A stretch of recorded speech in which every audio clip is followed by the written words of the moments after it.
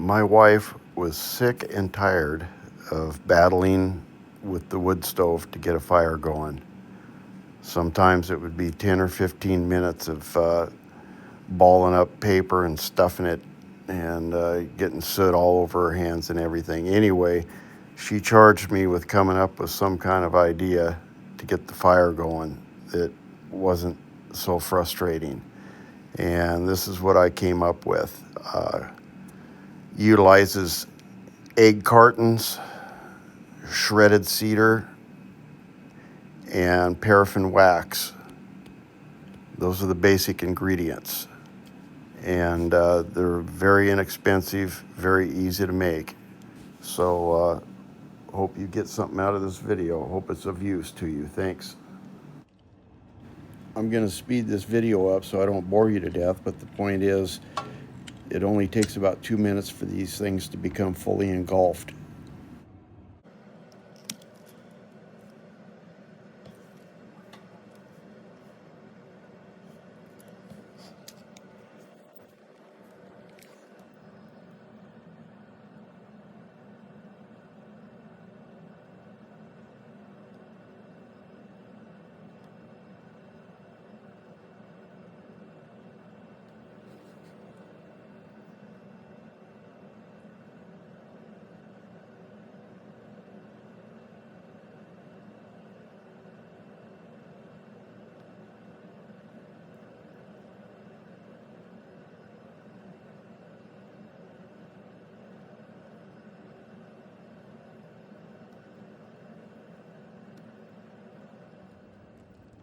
It was under 2 minutes and it was fully engulfed.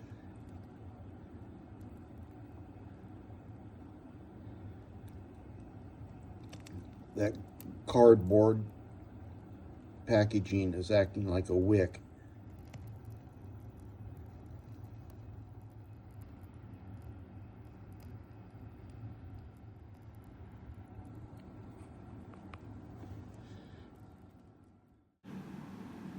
Now I've cut and sped up this video considerably. The actual time to this point is about 6 to 7 minutes of burn time. Left alone, these will burn for anywhere from 10 to 12 minutes. Plenty of time, I've found, to get a fire going in most instances. The key ingredient for this product is wood shavings. Coarse wood shavings like this. Chips would work, but these thin ribbon-like shavings seem to work the best. I have experimented and used fine sawdust, but the problem is, as you'll see, when you add the wax, it tends to just sit on top. It doesn't absorb into this fine sawdust powder. What worked the best is the planer. I've got a little 20-volt DeWalt planer here.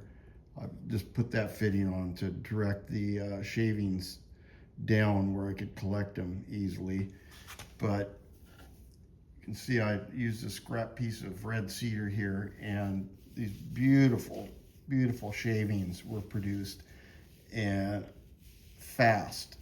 I mean, I set the depth at about 1/16 of an inch on this thing, and about 5 minutes working this little piece here, and I had a grocery sack, a paper grocery sack full of these shavings, and that's what I'm going to be using this evening for the recipe.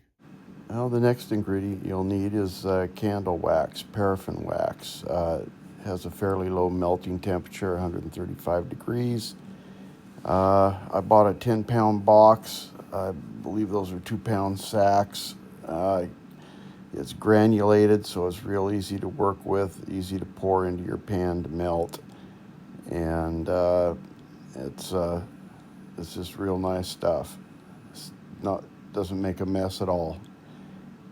It's a lot easier than handling blocks and bricks. You'll also need some wick material. Get a roll of wick material, and you'll want to cut that up into about 4-inch pieces. The next key ingredient is cardboard egg carton. Not a plastic egg carton, not any other type of material, not styrofoam. You know, they have the thin stamped styrofoam egg cartons, and then they've got like the clear plastic. That won't work. It's got to be the old-fashioned paper cardboard egg carton. It doesn't matter if it's a dozen, a half dozen, 18, whatever. But it's the main thing is that it's got to be paper egg carton, and we just need the base here. And we're going to remove the top and remove this little lock tab over here. So we just need the paper egg carton base.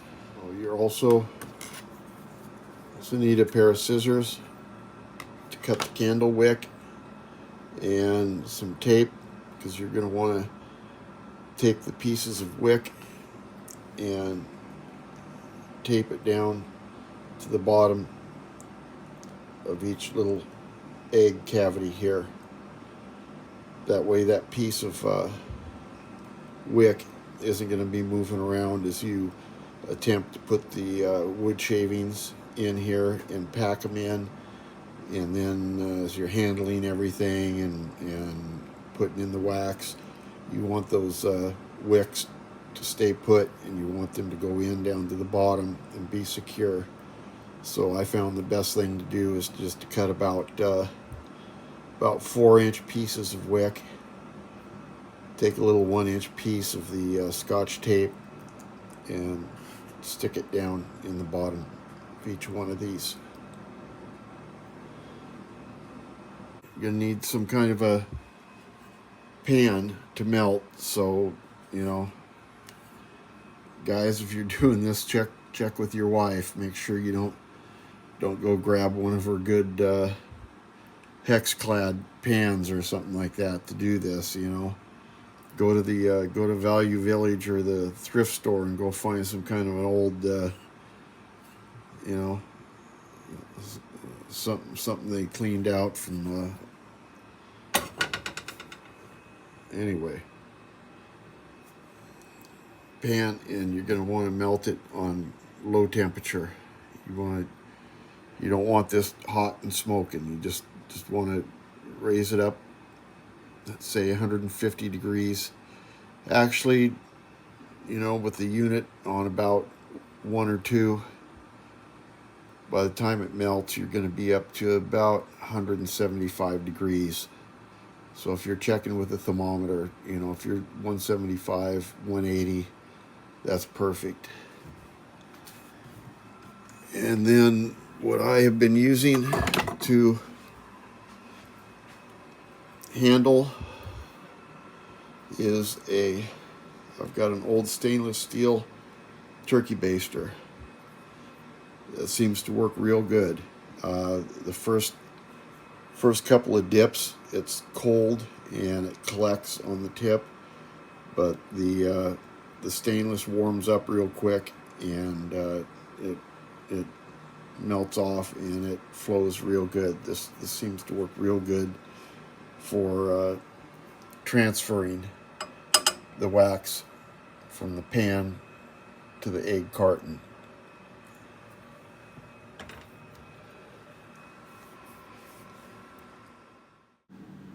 Well, enough beating around the bush. Even I'm getting impatient. My God. Anyway, let's get this show on the road here. Go ahead and turn your element on low. You can see I've got some wax residue left over in the pan from the last batch. Go ahead and pour your wax chips into the pan.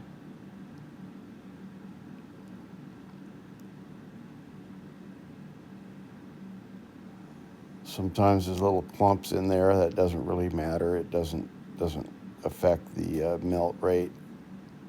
A pan this size will take maybe 10 minutes to melt down. You probably turn the oven up on medium high. You just you just don't want to turn it up so high that if you get distracted that you're going to have any kind of issues with it. So that's it. Okay, the first thing you want to do is prep the egg cartons. Get a good sharp box knife, and you'll want to cut the top off from your egg cartons so that's not in the way. You got no use for it. And cut the little lock tab off from the cartons so that you just end up with the base, the little egg cradles. That's the only part that you'll need.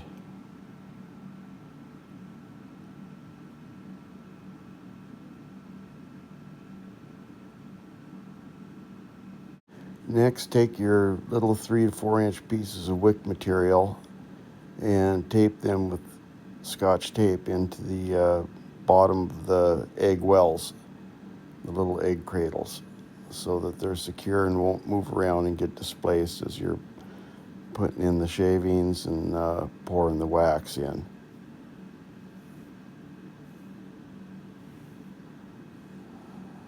Pull them out of your way, just like that.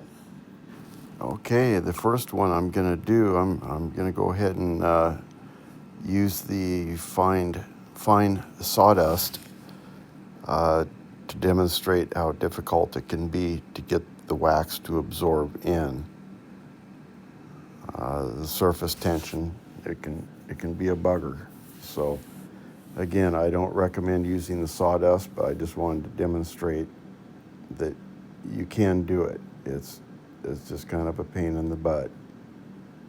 So we got that one ready to go. And I've got the little wicks out of the way there. Made some slits in the side of the carton to restrain the wicks. And gonna throw the cedar shavings in. And I'm gonna make some cuts here so it's not so long. It's about a 5-minute process. And then I'm using a little prescription bottle there to pack it in. You don't want to overfill these. At the most you want each one to be about half full in the little egg well there.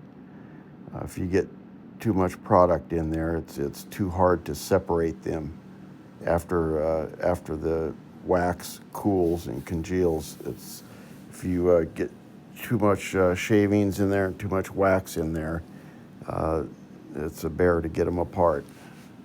Okay, we're ready for wax.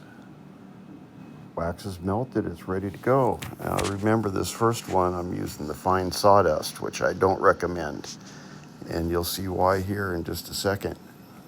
Doing a cut here, you can see the wax is just sitting on the top. It's not absorbing. I'm having to use that stick to stir it around and mix it around before it coagulates and get it to break the surface tension, get it to mix in a little bit. And we'll do another cut here. I'm going to have to do another application of the wax. So here goes some more wax.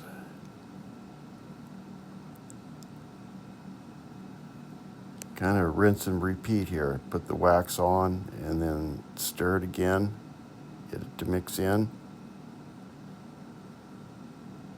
It's looking pretty good. Last application of wax just to kind of top it off. And there you go. There's the end product with the fine sawdust. Okay, now we're ready to do the application on the batch with the cedar shavings. And it is soaking right in. It's absorbing in like a sponge. You can see there on the left, the first ones that I applied, that the chips the top is showing. It's absorbed in, and it's going to require a second and possibly even a third application. Now, as this cools, it shrinks up, so you want to put a little bit more wax in than you think maybe you would need. You want to puddle it on the top just a little bit, because it will kind of shrink and reduce as it cools. So be liberal with the wax. Make sure you turn the element off, and we'll take a look at it here up close. You can see that it's completely submerged, and it just soaked it up beautiful. It's so much better than that. You can see that's all kind of clumpy, and there's some dry clumps that still haven't absorbed in the sawdust. Much better that way. You want to let them sit and cool to room temperature, and then stick them in the fridge, because you want them brittle. Brittle is your friend at this point. Brittle helps them break apart easier. So chill them. Okay, for this next procedure, you want a good sharp box knife, preferably a carbide blade in it, so it just goes through it like a razor. As you can see, I'm cutting from one direction down the center line, and then I'm cutting from the other direction. You can't quite meet because there's a little wax in between.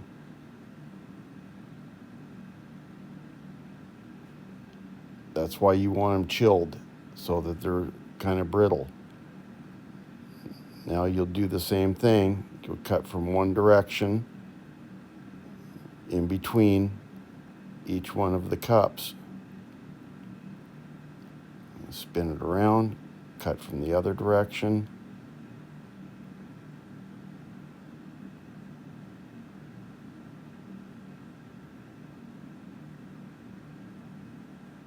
Sometimes it helps to flip it over upside down and score the bottom a little bit in between, just a little score, just to create a weak point.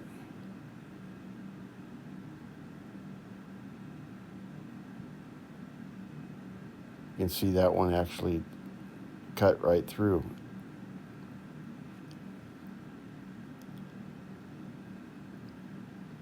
Now just snap them apart. That easy. That's all there is to it.